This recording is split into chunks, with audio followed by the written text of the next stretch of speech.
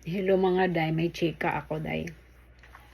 Mahirap talaga maging foreigner ka sa bansa na hindi sa'yo. Kaya nga tinawag ka na foreigner kaya hindi mo nga bansa. Kasi yung anak ko ba lately, pinoproblema ko na stress ako, slight day. Close na close yan ng kaklase niya, tapos babae. Tapos yung parents or mama, ramdam mo, feel mo, daw magsalita na mababa ang tingin nila sa foreigner na katulad natin. Or ayaw nila. Hindi sa mababa dahil pandak ako. Hindi. Yung bang parang ayaw nila. Masisense mo sa expression ng mukha in the way magsalita.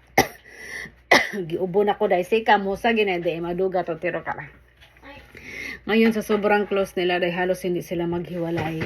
One time dumating na yung time na nagpunta na yung nanay dito, tapos ganito ganyan, ganito na hindi daw siya mag-ano ng basta kung ano mangyari, ayaw na na maano yung ano bang sikinin sa Tagalog, hindi ko alam. Para matapos yung usapan namin, sabi ko pasensya na sa abala, ganito ganyan. Tapos pero dahil nga close na close yung anak ko at saka anak niya, dumating yung time na pag sunduin ko yung anak ko by car or sa tatay niya, ay bit-bit din niya yung kaklase niya. And then, ganun din yung anak niya. Pag sunduin siya ng nanay niya o tatay niya, bibit-bitin din niya yung anak ko. Ganun sila ka-close.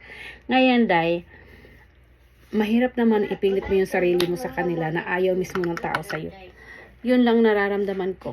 Mahirap, day.